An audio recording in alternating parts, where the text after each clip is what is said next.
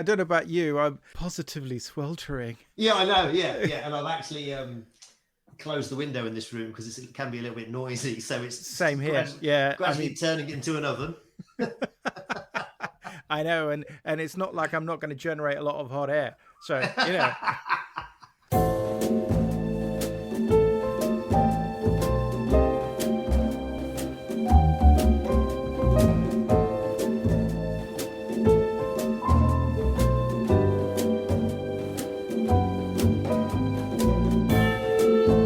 I'm your host, Sergio Angelini, and welcome to Tipping My Fedora, where we discuss movies, books, TV, radio, and much more besides, all from the darker side of the street. I'm joined today by Steve Hunt, host of the Boxing Movie Podcast. He's a very welcome return guest, here to talk about one of his absolute favourite films, The Bird with the Crystal Plumage, which is also one of my favourite films, made by one of our favourite filmmakers, Dario Argento. In this case, though, Steve has a really close personal connection, one that is pretty much unique in my experience of guests on this podcast. But I'm going to let him tell you all about that. So let's jump right in and talk about The Bird with Crystal Plumage, or as I call it back home, L'uccello dalle piume di cristallo.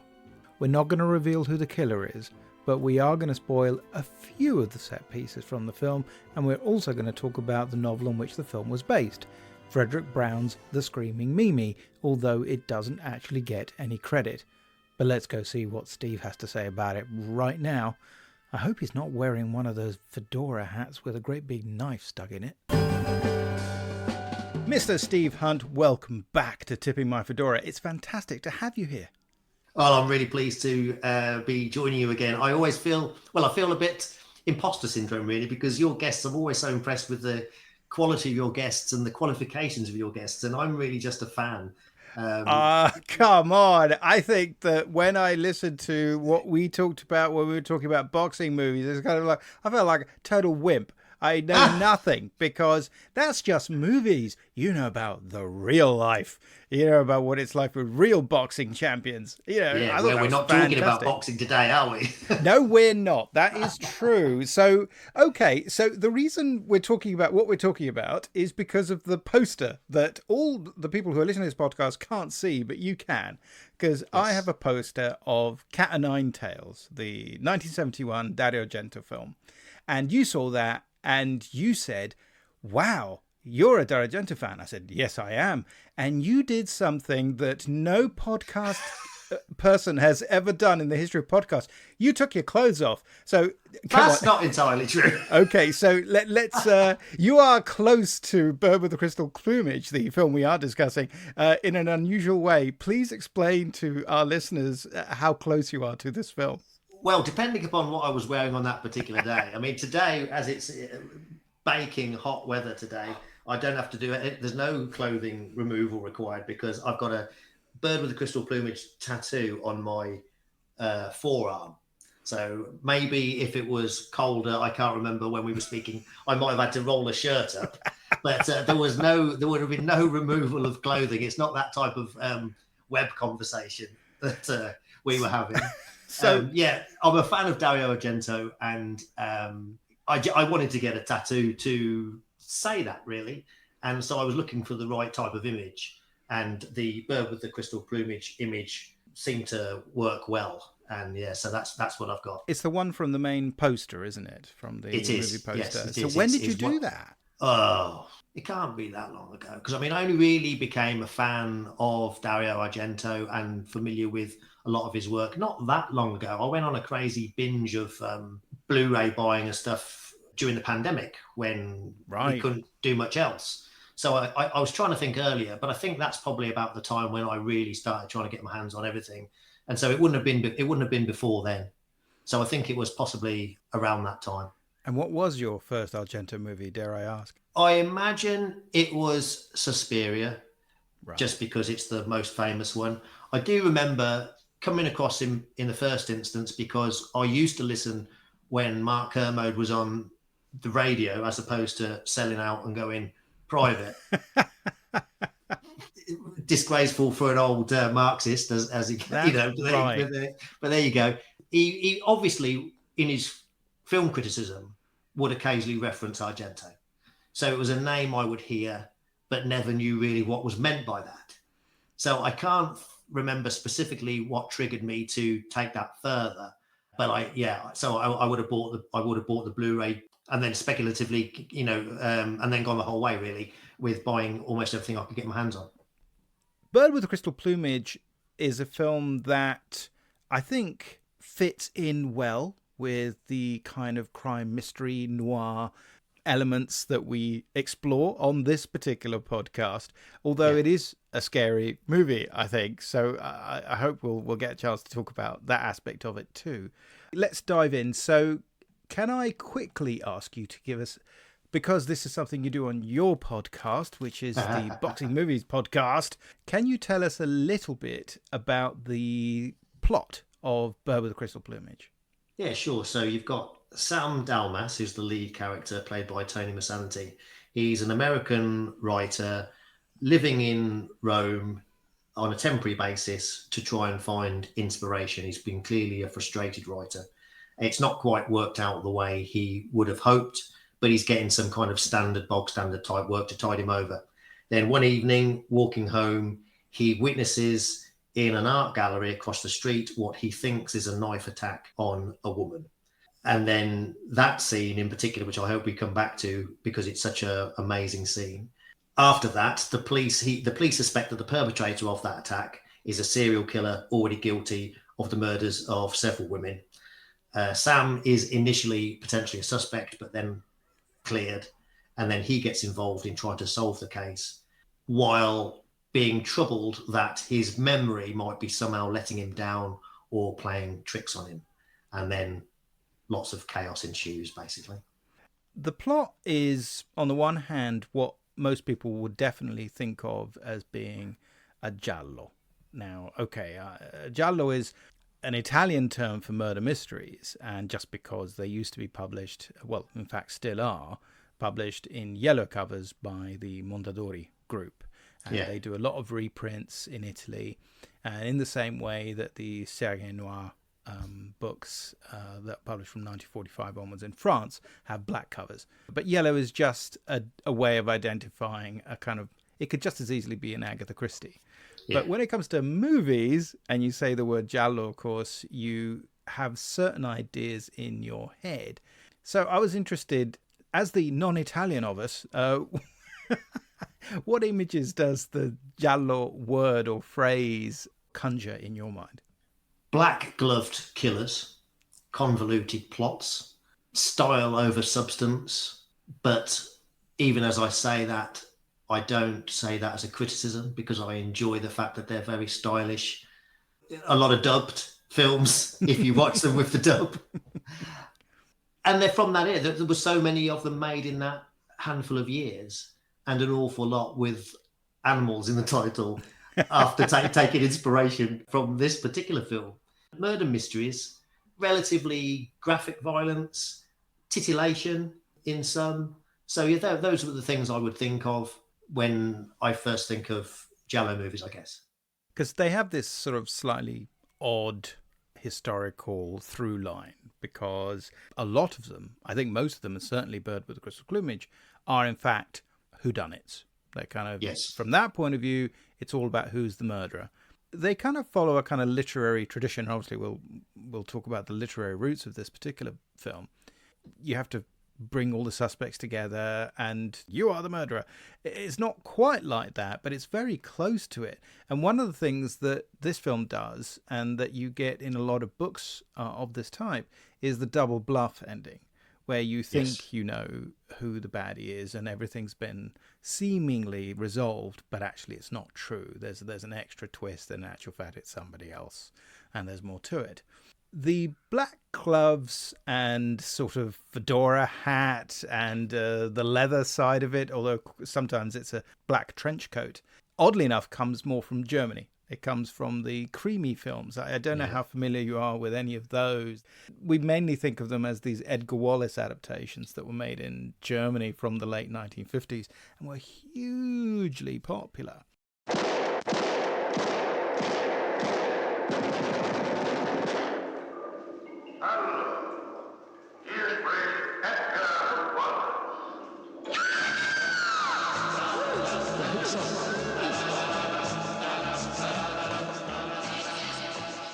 and have this perverse way of translating England, because they're always usually set in London but filmed in Germany, and except it's Victorian London but in the 1960s, so it's sort of foggy and it's cobbled streets, and it's usually a Jack the Ripper type murderer or something very extravagant. So that had a big influence, and Bird with the Crystal Plumage drew on that influence. Was a German co-production. So it's one of these odd films where the leading actor is American, the leading actress is British, the main supporting cast is from West Germany, and they're all wandering around Rome for some reason, but there are some Italians there too, so that's cool. It draws on those influences, but also has a number of other things that seem very specific to Italian cinema, and it's definitely drawing to a certain extent on some of the films that Mario Bava had made. Have you seen some of Bava's films? I mean, I'm a big fan. Yes, absolutely. Blood and Black Lace, I would say, is one of the 5-star Jallos. Jali. That's right. My awful pronunciations, embarrassed by your pronunciations, but it's not fair me going up against you on the Italian side of things. No, you're just going to lose, so let's move on. And of course his first one, The Girl That Knew Too Much, and then things like those later ones of Bava's, the one set on the island, $5 for an August Moon, which is very 10 Little Indians, and then There Were None type storyline, not necessarily one of his best films. And then there's the one that has the brilliant millions of titles, which is known as Bay of Blood, although one of the alternates is Twitch of the Death Nerve. Death Nerve. I love that title. Bizarre title. Best title ever. Yeah.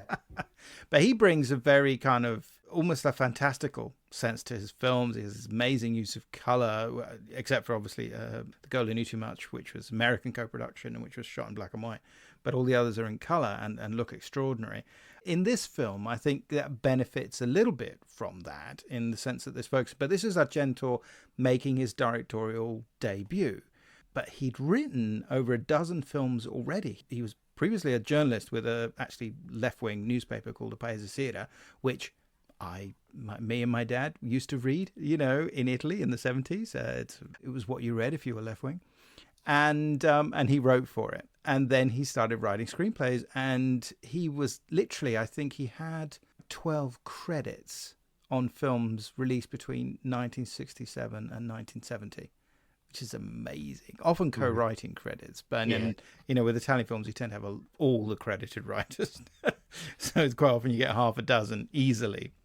So this was a busy guy on the make. His dad, Salvatore Argento, was a film producer, so that helped, of course.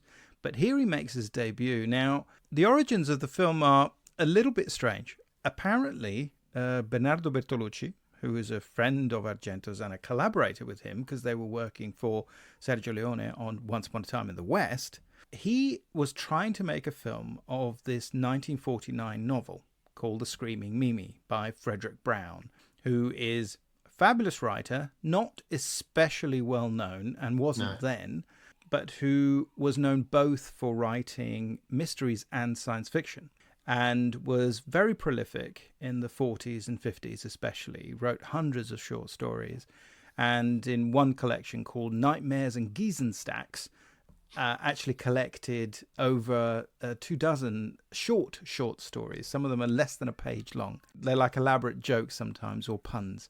And he is someone who delighted in wordplay. A fascinating writer. Bertolucci had come across this book. It had been published in Italy by Mondadori, I think. And he was trying to get a film made, and he couldn't quite crack it. Couldn't get it done. Bertolucci, I think, was a fan. He was also trying to get Hammett's Red Dust made, and he couldn't get that done either. So there you go. Ought for two. But Argento was inspired by the book, having it had passed on to him by Bertolucci. And there are a lot of elements from that book in Bird with the Crystal Plumage. Now, at my suggestion, you went and read the book. First of all, can I just ask you, what did you think of it? I enjoyed it. It's a fun read, and it's interesting to see what Argento has taken from it. It's interesting that in the early days, apparently Argento didn't credit it as an inspiration, which is, I can't believe, that would have been, I don't know what the situation was legally back then, but there's no mistaking huge chunks of the book are taken for inspiration. Obviously, Argento uses an awful lot of his own stuff as well, but it's unmistakable that the basis of the book comes from there into the film. I really enjoyed the book. Do you want me to tell you a little bit about how the book pans out? Yeah, would you? I mean, because it's a genuine noir story. It's a very dark book in lots of ways, I think. Yeah. In a way, almost darker than the film. Yeah. So the book is set in Chicago as opposed to Italy. Our protagonist is a guy called Sweeney, who's a journalist and a man with a drink problem. And he wakes up coming out of a drinking binge and staggering along. He witnesses the aftermath of an attack on a woman, also behind a glass door, but different from the Bourbon Crystal Plumage, because he doesn't actually see the interaction between perpetrator and victim. He just sees the aftermath of this crime, and it has a huge impact on him. Essentially, this woman's clothes are pulled off by her pet dog. And anyway, he decides then to investigate this crime. He discovers as he sobers up, the police suspect that this attack was, again, part of a series of murders, and this woman is the first to survive. And there's a lot of overlap. In the Bourbon of the Crystal Plumage, there's a painting, which is a crucial plot device. In the book, there is a statue, which is called the Screaming Mimi. It serves the same purpose as a plot device. So there's a lot of kind of similarities and overlaps, but there's an awful lot that's added as well by Argento when it comes to the film. You hadn't read anything by Fredric Brown before, had you? No. Yeah, he's one of those authors. He had there was a real burst of interest, a renewed interest in his work in the 1980s, which is when I got into his stuff. And a number of kind of limited edition books were put out which collected a lot of his kind of pulp short stories. But in fact, it's a bit annoying because sometimes this book, the original book, is referred to as being a pulp book, but it isn't. It was a mystery that came out by Dutton, a completely legitimate publisher. It came out in hardback, and it was part of a contract he had with them for a number of books. And he was actually an author on the rise. His books are being very well reviewed. He recently won the Edgar for the best crime mystery of the year, a new author. And that was a book called The Fabulous Clip Joint, which is Chicago. So again, Chicago was quite important to Brown. Bourbon of the Crystal Plumage, or as we say in Italian, L'uccello dalle piume di cristallo, is all set in Rome, or is it? Well, it isn't actually. One of the things about it's supposed to be Rome, but it's this slightly fictionalized Rome. There's a sequence earlier on, for instance, when they go to the racetrack, and right. And the killer is following this woman who will become a victim in the storyline, and that was actually shot in Naples, for instance. Right. I've run through it over and over again. I can't get it out of my head, but I can't manage to pin it down either. He isn't even Italian, and you're making him risk his life. Somebody's already tried to kill him once. Julia. And what makes you so sure they won't try again? You're blackmailing him. Look out behind! Ah!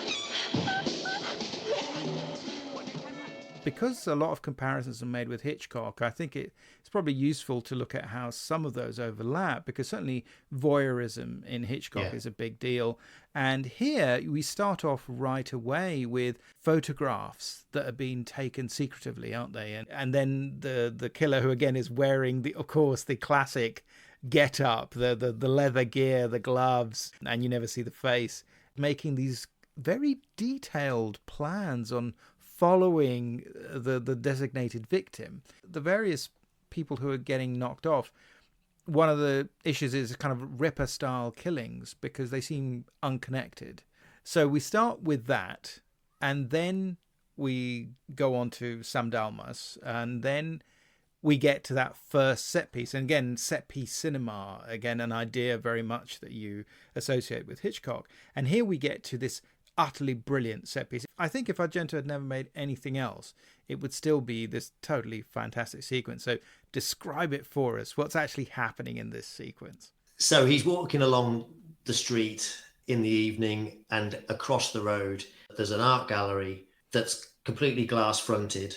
It's like a foyer area, I guess you would call it. I don't know, it's probably not exactly the right word. And then there's another pane of glass which separates you from the actual gallery itself, the other side of that glass. And he witnesses a struggle between two people, and there's a knife involved, and there's blood involved.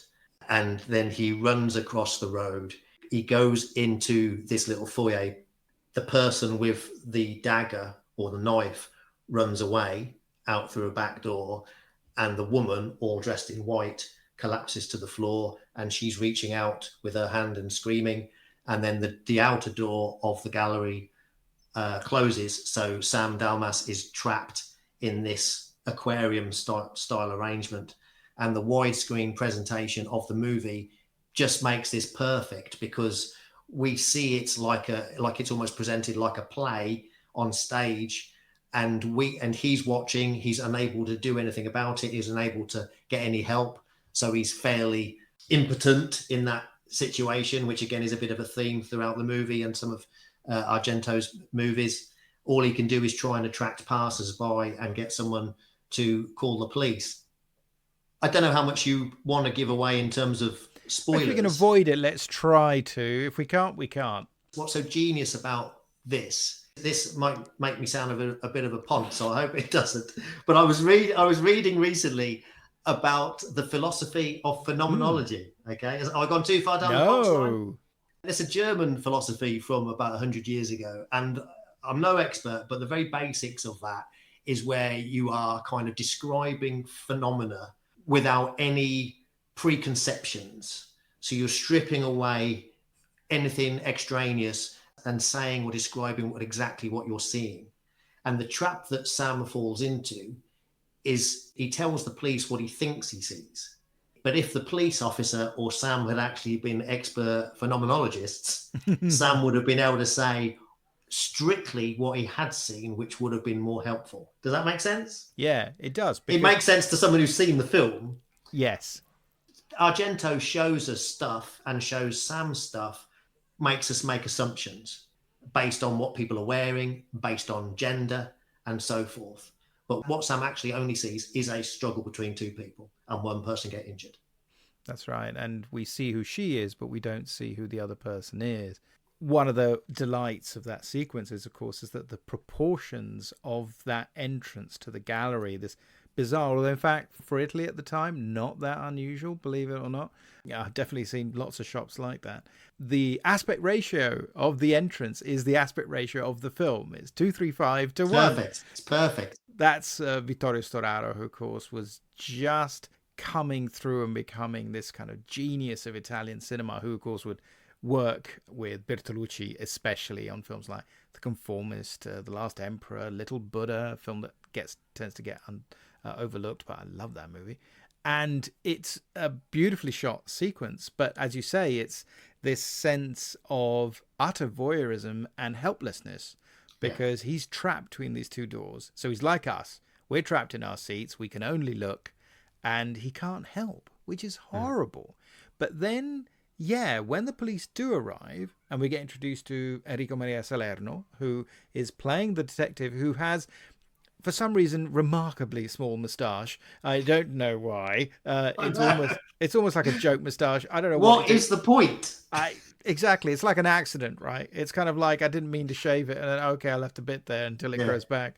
It looks really bizarre, but okay. I guess it's chic. You know, he's a well-known actor. In fact, he was the voice of Clint Eastwood in the Dollars trilogy. I did read that. Yeah. So, but he was a well-known actor and was coming through as a director as well. And he talks to Dalmas and is remarkably sort of nice, because I think, like you, in a way, it's great that you brought that up, because right away, I think the inspector has an instinct that something isn't quite right. And Dalmas says, there's something slightly wrong. I can't remember something. And where were we, huh? There was something wrong with that scene. Something odd. I can't pin it down, but I have a definite feeling that something didn't fit. Well, think about it. Try to isolate it. I've tried. I can't pin it down. Let's see if I can help. You saw someone run out of this door. Yeah, but it was so dark under here. The door was almost Don't touch anything. And in fact, later on in the film, at various times, you will get these interesting sort of flashbacks, which are done almost as, and then it will start and then it will freeze frame. So he's almost like a filmmaker, of course, in that sense. He's trying to sort of almost rebuild it in his mind because the way he thinks he saw it isn't quite right. And so, in fact, the inspector ends up sort of tricking him and takes his passport off and says, "Oh, can I look at your passport?" And then just sticks it in a drawer. Keeps it. Okay, you're not leaving the country. So although he's just a witness, the implication is at the beginning that he might somehow be the guilty party and sort of got trapped while he was trying to run away. But she survives, of course, and she says right away, no, it was this guy wearing, of course, a hat and a coat and all in black, and I don't know who he was, and so I can't help you. But it definitely wasn't that guy. So he's just there to help out. So we get this literary idea of the amateur sleuth who's going to help the professional. In the original book, the Fredric Brown book, he's a sort of journalist and an alcoholic, and he's someone who makes this pact that, having seen the woman who's been stabbed and protected by this dog, and it turns out she's a stripper, and the dog is part of her act because he pulls away the layers of her clothing within limitations. This is the late 1940s. You'd have got raided if you'd taken more than a certain amount off. He makes this pact that basically he's going to spend the night with her. So he's going to work really hard to try and be heroic. Now, this turns out to be an example of Fredric Brown's wordplay, because he does literally get to do that, but it doesn't have the same meaning he thinks it does. Now, this is where the book is bleaker, darker, noir. He knows it's kind of not very pleasant man. He's, again, problems with drinking and so on and so forth. And he has a very, very bizarre motivation and is part of a worldview that is really quite bleak. But the plot is kind of the plot of Bird with the Crystal Plumage. In terms of the presentation, though, it couldn't be more different. This doesn't feel like a gritty Chicago at all. I think, interestingly, I think that the difference between the statue in the book and the painting in the film illustrates clearly the difference between the two, because the statue is just a statue. Although it's a statue of a woman in fear, it's not nearly as explicit as the painting, which is pretty obscene. And I think that tends to highlight for me the difference between the book and the film. In the book, I don't think any murders take place actually within the time frame of the book. The murders have happened beforehand. Whereas obviously in the film, Dario's got to give us plenty of kills. He does. And so we get additional set pieces. I mean, one of them is, so the woman that got followed at the racetrack and then goes home, and it's one of these brilliant, beautifully shot sort of stalking sequences where every now and then somebody will creep into the frame and say, oh, damn, she's being followed. She even sort of goes and has a quick chat with a policeman, and they just have a nice, hello, good, nice evening. And then the camera keeps going. All of a sudden, oh no, there's somebody there. So all of a sudden, it's not just a regular scene. And then you see her, and she goes home and gets into the most ridiculous night you've ever seen in the universe. You don't understand what the point of it is, but never mind. And she's there having a cigarette in bed, as you do before going to sleep in 1970. You get a point of view shot, right, which is just brilliant, where she sort of, you see her hand with the cigarette. She's looking at the bottom of the room, which is the doorway, looks away to put the cigarette out. The camera comes back, and it's Black Glove Killer. It's the killer. And then it all gets extremely nasty and very Freudian. Yeah. And is, in fact, I think the nastiest moment in the film, in fact. Easily, yeah. You don't see a lot, but the implication is very unpleasant. And so you get that. But yes, that's that thing, isn't it? That it was shot in 1969. And I think they just weren't going to be as explicit. It would have got censored and it would have been in the film. So I think and maybe Argento didn't feel confident enough, because this is still primarily a thriller, a whodunit. But this is the first time where we see something that's genuinely scary, because you also get that real bravura shot, which sounds ridiculous now because it's so exaggerated, but the camera, they used a micro camera, so it's inside her mouth as she screams, and it pulls back, so you get a great view of her tonsils. But it sort of tries to give you the emotion of that moment. It's this kind of scream from inside.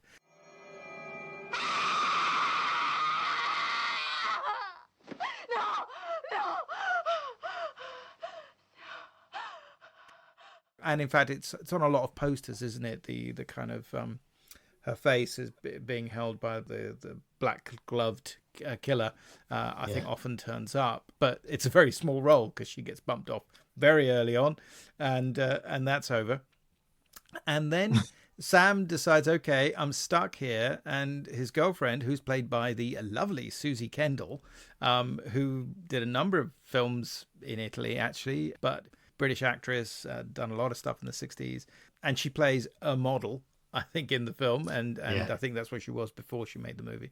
Whereas the lead actor, of course, is Tony Musante, who's an actor who I don't know how well known he is now. At the time, he was on the up. He'd just made a film in Italy, Metti una sera a cena, which doesn't translate well at all, but has one of the most insistent Ennio Morricone themes you have ever heard. And I'll send you a link. You'll recognize it right away. You won't have seen the film probably, but you'll recognize the music.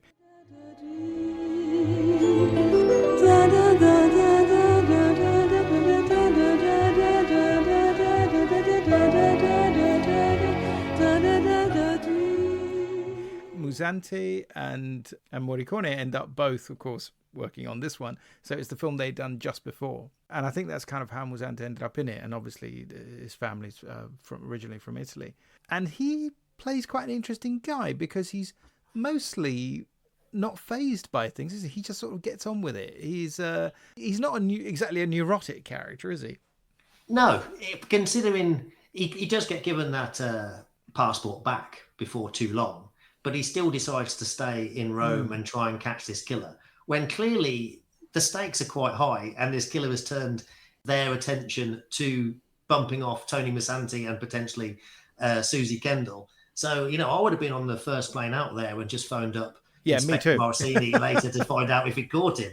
But at least, like you're right in that Sam Dalmas's motivation for solving the crime is much more honourable than Sweeney's in the book. Sam Dalmas just wants to solve the crime, doesn't he? He just wants. He knows he's seen something and he wants to solve it. But he does put himself in crazy risks.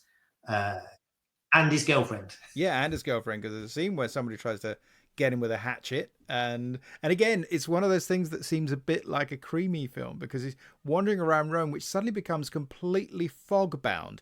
And isn't it great? It's fake fog in movies always makes it look like there's a gigantic fire going on, because it's not fog, it's smoke. It makes no sense. And the other thing I noticed or realised when I was watching it this time, when that hatchet hits that pipe, I don't know many pipes outside just random brick walls. The water spurts out of that pipe, doesn't it? Yeah. It's an unusual type of pipe. It's not like a drain pipe, is it? It's not a drain pipe. It's an actual water pipe, which again makes no sense whatsoever. That's at all. No. But it looks great, though, doesn't it? Yeah, exactly. Which is all that matters. And also, he gets some bloke comes after him. Some person comes after him with a hatchet. And when he then goes trying to chase the guy with the hatchet. I know, he just gets up, and then the hatchet person gets in a car and drives off. And he's kind of like, oh, well, thanks. And the woman who sort of, it's a nice shot, isn't it? Because he doesn't get his head cut off because this passerby warns him and he sort of ducks. And he says, oh, it's okay. Thanks very much. And wanders off. It's got, I don't think go and see Susie Kendall now. Yeah. Well, fair enough, right? Who wouldn't? Yeah. On the other hand, poor Susie Kendall, she gets one of the real kind of horror-tinged type sequences when she's being... I don't know how convincing this is, but just when they're about to leave, he gets a clue. So he has to go. So he's going to leave her, and there's police out the front. We never actually find out what happens to them. Instead, the killer arrives and starts thumping on the door, and she can't get out. She's sort of, there's this horrible way that, none of the windows open. And, she's at the top of this building, and it's a bizarre-looking building. Again, not weird for Italy, actually. It's some sort of... You have to assume it's a kind of loft, but in Italy this was actually very common, because often you would have places like that built into buildings, and it would actually be where sometimes there were like communal spaces where people would go and do the washing, because people didn't have their own washing machines, for instance. So originally they were built so they could go there and do the washing and hang stuff and then leave, so but then eventually, of course, they got turned into, got used for living quarters. And that's a very extended sequence and is certainly it seems to me, the first horror set piece in that sense, because it's just about scaring you, isn't it? It's just about making you feel fear. As a set piece, I prefer the one we were just talking about, where the woman gets followed home and attacked, because I just think Susie Kendall, she is locked in that apartment and seems relatively safe, and she does kind of have a bit of a meltdown. She's a bit wishy-washy. I know there's a killer trying to get into a harsh.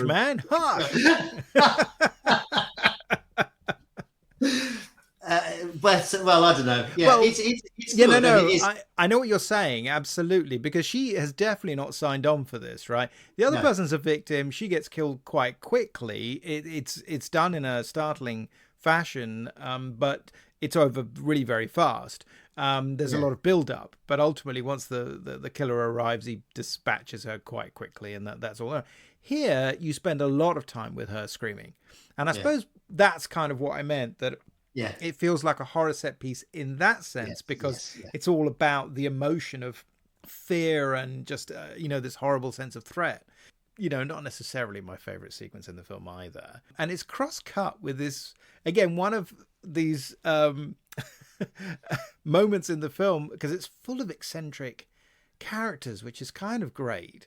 And in that sense, although it's not like the book, the book has a rather eccentric tone, and so you get these very curious and often very funny subsidiary characters.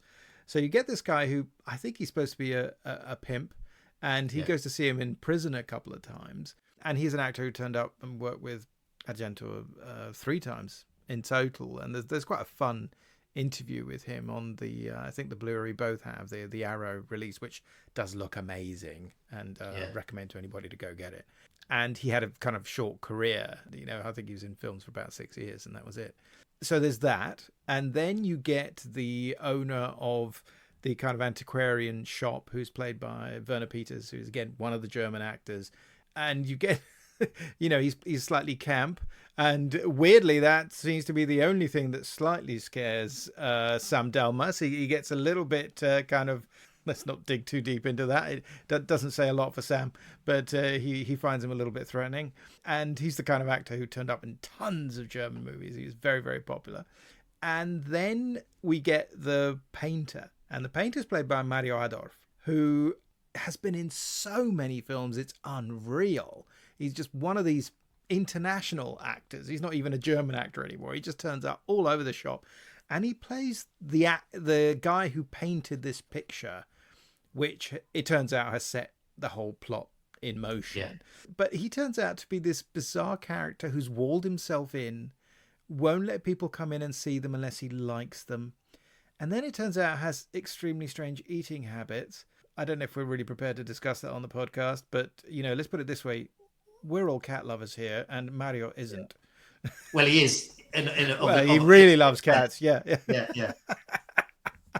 But we also get a nice homage to Hitchcock. Having talked about Hitchcock sequences, we do get the actor Reggie Nalder, who had played the assassin in The Man Who Knew Too Much, the 1956 version, and who here turns up playing an assassin who tries to shoot our hero, mostly around a bus depot, or a coach depot, I should say.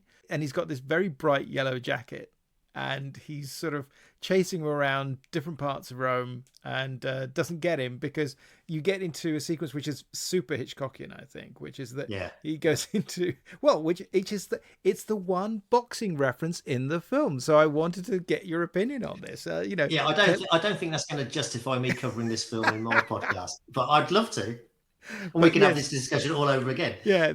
So he's wearing this yellow leather jacket, and when the tables are turned and Tony Musante starts chasing him, he disappears into this building, some kind of hotel, I think it is, probably in a convention room. And Sam thinks he's going to find this villain who's been trying to kill him, goes into this hall, and there is a convention of ex-boxers going on, and all of them are wearing this yellow leather jacket. So it becomes that's the joke, that it's impossible to find this guy amongst that crowd. I have to say that scene, it does seem like it's airlifted in from another movie, to be fair to me, because the villain of the piece, the true villain of the piece, why would they hire a hitman?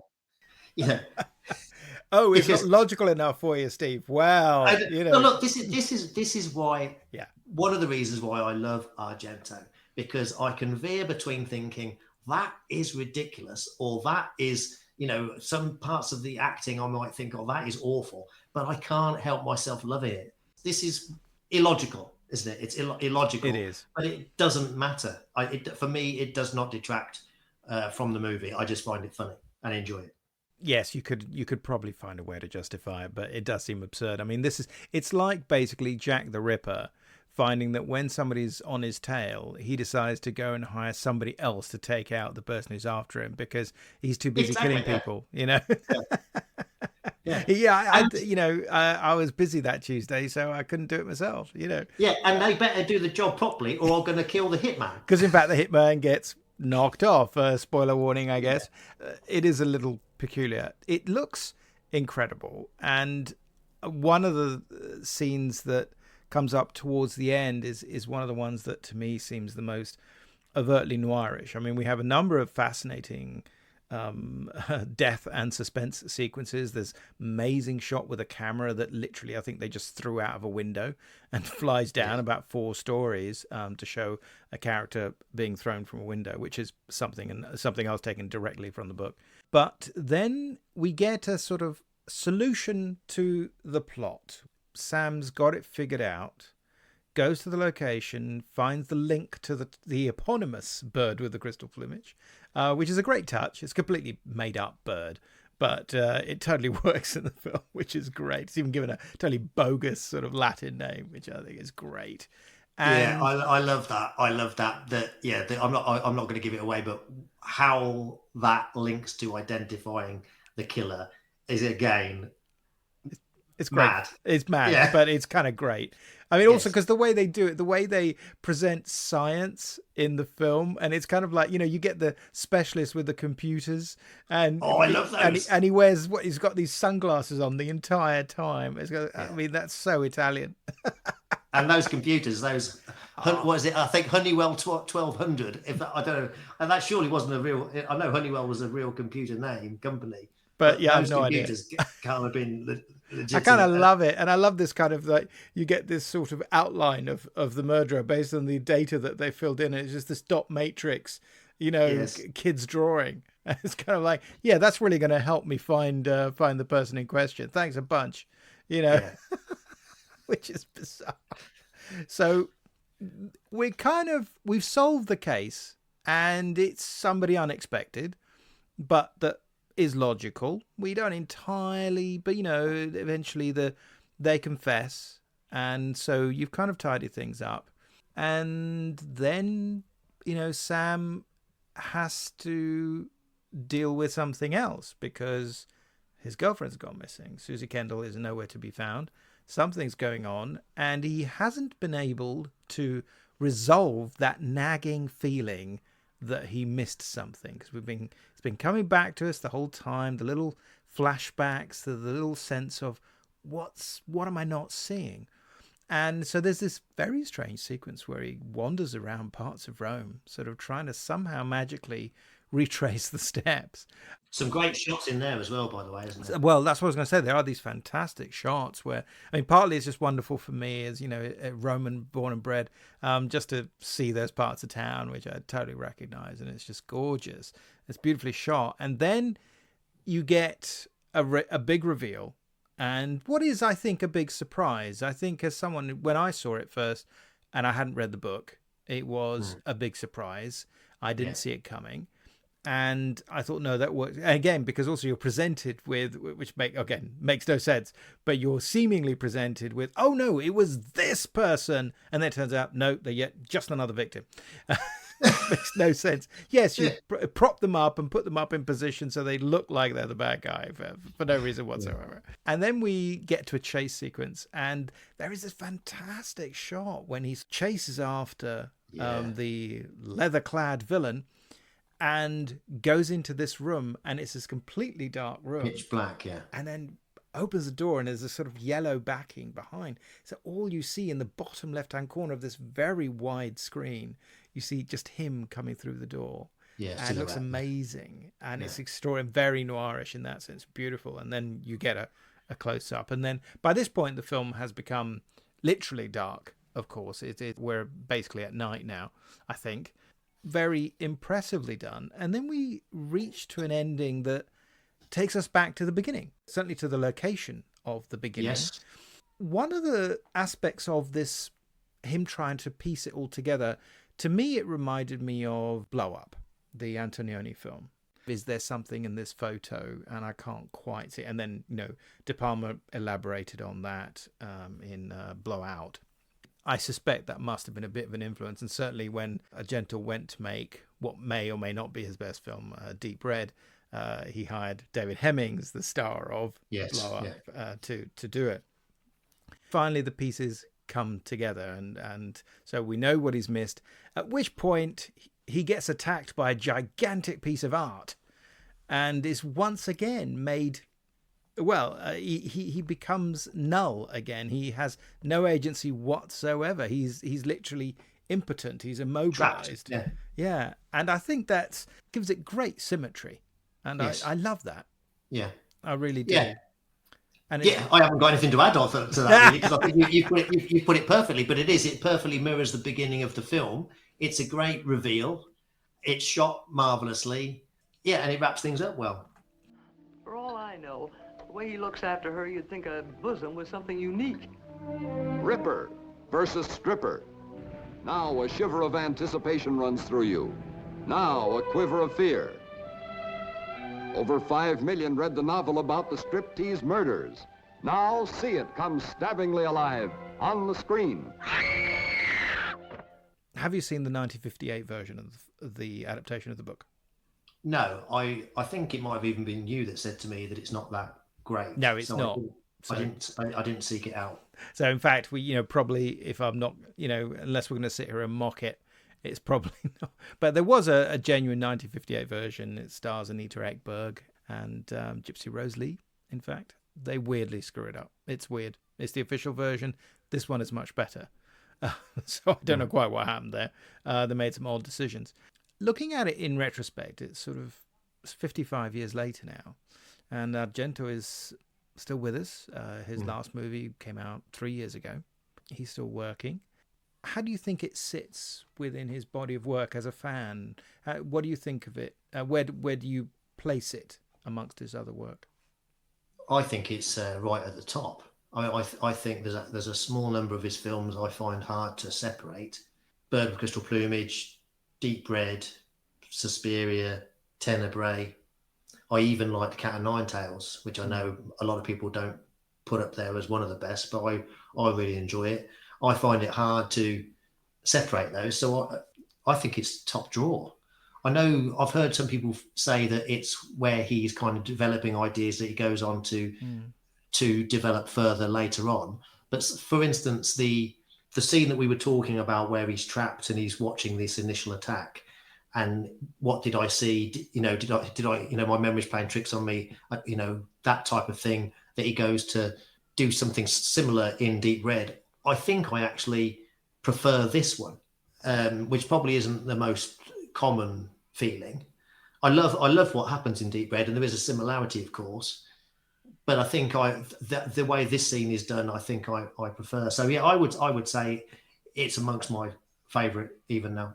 Yeah, I completely agree with you. I mean, the so-called animal trilogy, which have nothing in common except that they've got animals in the title, and then of course they got ripped off for another 2-3 dozen films, all had some kind of title, and some of them are good and some of them are not. Most of them are not, in fact.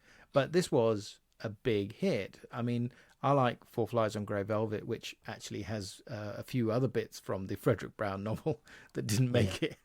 into this one, particularly the God character. There is this kind of, obviously it's one of the things that again appealed to Brown, so that he could say he was sitting there on a park bench talking to God. Actually, I don't know if you know about this, but I thought I'd add this. The original book actually had two endings. Brown wrote an alternative ending which he sent to his publisher. The assumption is that he never thought it would be accepted, so he did it kind of as a lark. But in his ending, that alternate ending, Sweeney gets killed and goes to heaven and sits on a park bench next to the real God. And the real God tells him, don't worry, the killer will be up here in about 2 years' time, but in the meantime, I've got lots of friends that you can hang out with, so you'll be fine. Honest to goodness, that was the last chapter of the book. Weirdly, it didn't get used, but he had a great sense of humor, because it's quite a grim book in some respects. But that playfulness, he had remarkable kind of verbal and literary dexterity, was very punctilious about language. And as I say, a lot of his short stories, the really short ones, which are maybe one paragraph, they're kind of like a joke. They really are a joke, and you're just getting to the punchline, but they're in prose form. And he almost invented what is now known as the short. Whereas with Argento, his films kind of only got longer. I think this is maybe still his shortest movie, I suspect, or close to it. And I think had a big influence on Deep Red and Stendhal Syndrome as well, which is a film I do like. It's not as good, but I do like it. I do think, particularly the first half, is I think that's 2 hours. Oh yeah, sure. But it's another film that definitely has some influence from Fredric Brown. So it's interesting. It obviously had a big impact on Argento.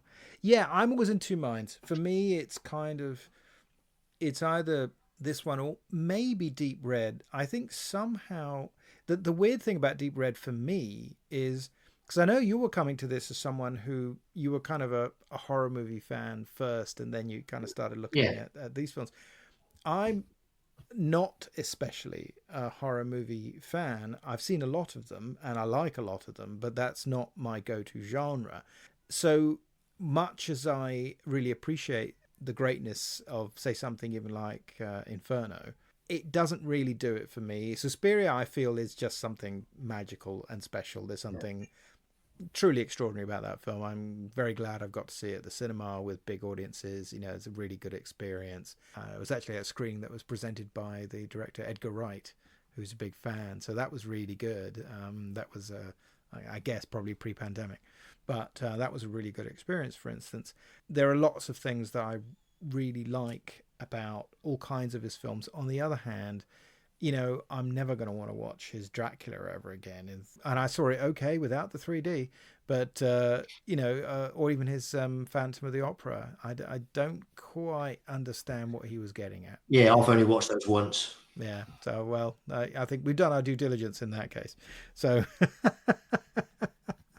so we've talked a little bit about crime and horror, and we've talked about Argento and where this sits in his oeuvre, and the terrific Fredric Brown book. And obviously, I'll be glad to lend you any other Fredric Brown books if you're ever inspired to read more. I do basically have them all. I'm a huge fan.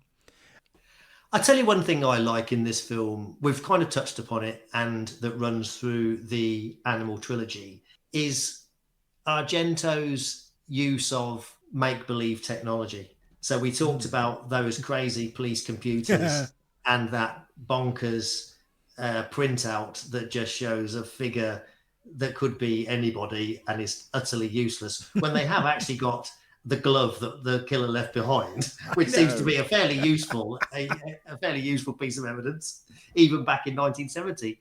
And then, of course, in Cat o' Nine Tails, it's all about this supposed gene that this company have discovered that will indicate whether you're going to be likely to be a criminal. I think that's essentially it. Yeah. Which obviously is utterly nonsense, but is absolutely crucial to the plot. And then in Four Flies on Grey Velvet, he takes it to another level, where essentially they come up with this technology where the last image that you see before you die is imprinted on your eye. And so they can extract that from your eye to help maybe reveal who the killer is. It's been recently discovered that the last image seen by the victim before death is retained for several hours on the retina. It's a very difficult procedure, but it is possible to photograph this image. Experiments carried out in Germany, the United States, and more recently in Italy have had surprisingly good results. In some cases, it's even been possible to distinguish the murderer's face at the very moment he committed the crime. Which is genius, but nuts. And in no surprise to say that that technology has not actually become reality in the intervening years. No, I mean, the bizarre part of that is that was something that people thought was true, I think, of the 19th century. I mean, this is an ancient idea, and you can never back it up. Of course, in the film, it is given a wonderful visual flourish. That, you know, all of a sudden, you never understood what the damn title meant, and now I understand what the title means. So that's kind of fantastic. Sort of a bit like Bird with the Crystal Plumage. Oh, that's why it's called Bird with the Crystal Plumage. Okay, I get it. Four Lies in Grey Velvet, same thing. And then you get this additional sort of sequence at the end. And it is that is a very kind of bleak film, actually. You know, I don't think happily married couples should watch it. You know, it's kind of a tough one. And in fact, you could argue that, you know, together with Bird with the Crystal Plumage, he doesn't have a lot to say about marriages that is particularly positive. One other thing I'd just like to say is this is truly remarkable as a debut movie for a director, isn't it? He may have taken an awful lot of inspiration from the book, inspiration from the likes of Bava, but this is already straight out of the blocks, Dario Argento. You've already described some particular shots that we see. It's just wonderfully done. There's another shot where we've mentioned this painting is crucial to revealing the killer. Sam Dalmas gets a black and white photo of this picture and puts it up on his wall.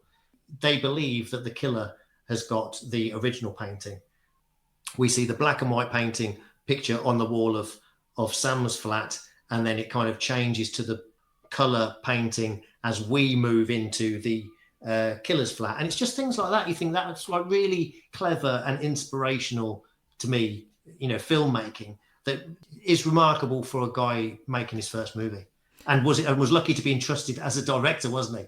Because he nearly got fired and wasn't first in the queue to get the job in the first place. He wasn't, no. It's because, again, he was just known as a screenwriter, and he just written it on spec, and then suddenly decided that he wanted to do it. And yeah, obviously his dad helped him out, but yeah, I think there was talk, because I don't think the producers were very happy about some of what he was doing, because it is very outre as well. I think even for a film from 1969, it's some of it is, it's a bit grim, a little bit dark, but also the camera work is very flamboyant already. And but in fact, that shot that you talk about, that painting shot, which is so interesting, because of course it's kind of like a trick shot. You know, you cut from, I think it's Susie Kendall who's looking at the wall, and you see the camera slightly zoom in, and it's this black and white, in essence, photo of the painting, and then the camera tracks back, and it's all an unbroken shot.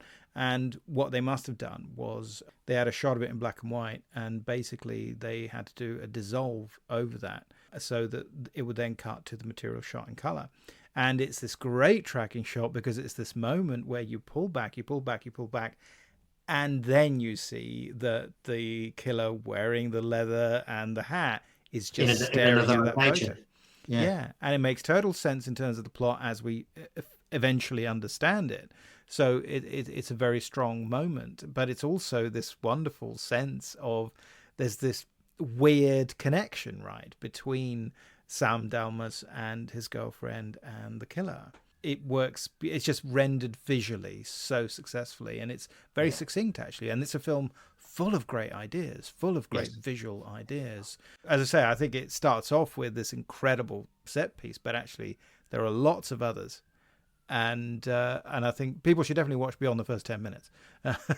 You know? And I think it totally pays off. Yeah, okay, he kind of nicked the plot from another book, and he does, but he does a really, really good job with it.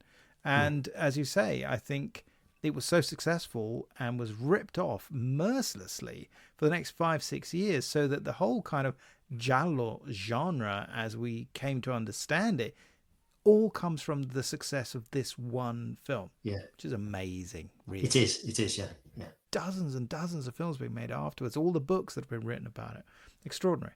Well, on that note, Steve, before we go, I wanted to ask you one question. Is there a film that you have seen, particularly a film noir film, preferably, that you have seen recently that you would like to recommend to our listeners? Actually, yes, a film I really enjoyed and was a real surprise. And actually, I can recommend the film and the box set that it was part of. So I've been buying the Radiance World Noir box sets, and they're up to the 3rd volume at the moment. And I've just finished watching all 3 of the films in there. So I would recommend the box set most definitely. I enjoyed all 3, but the one I watched last was The Girl with Hyacinths, which I had never heard of before. I'd not heard of any of these films.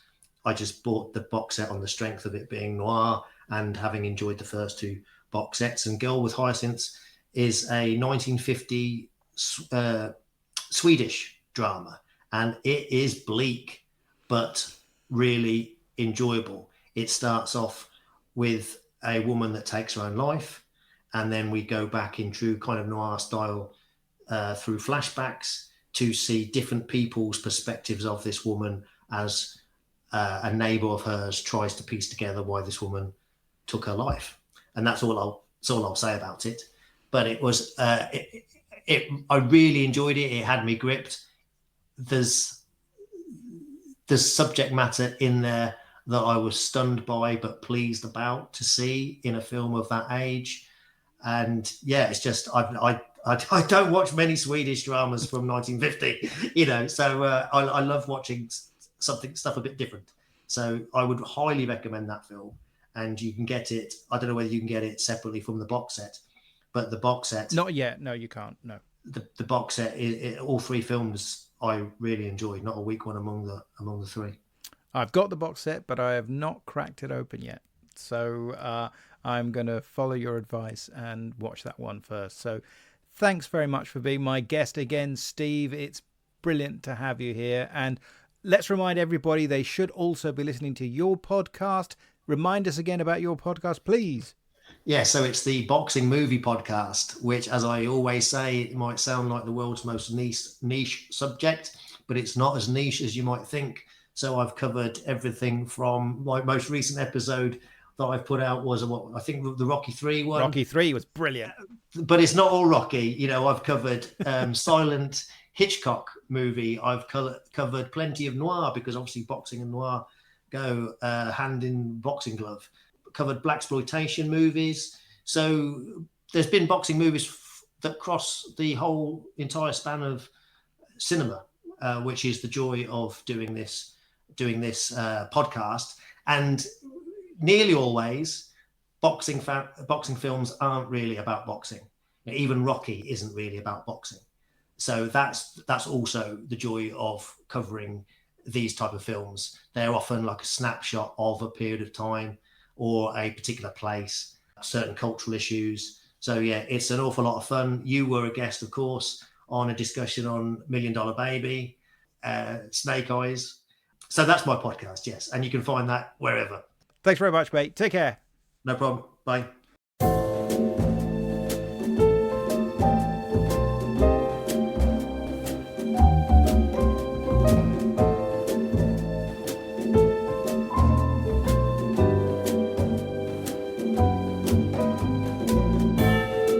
You have been listening to Tipping My Fedora, the show about all things noir. It is produced for Castiglione Publishing by me, Sergio Angelini, and our theme tune is by Petar Milinkovic, whose work is available through Tailkeeper Music. All audio clips are the copyright of their respective owners, and used under fair dealing and fair use exceptions solely for the purposes of criticism and review. Please subscribe to Tipping My Fedora wherever you get your podcast fix. And it would be great if you could leave ratings and reviews about the show at Apple Podcasts. Be seeing you.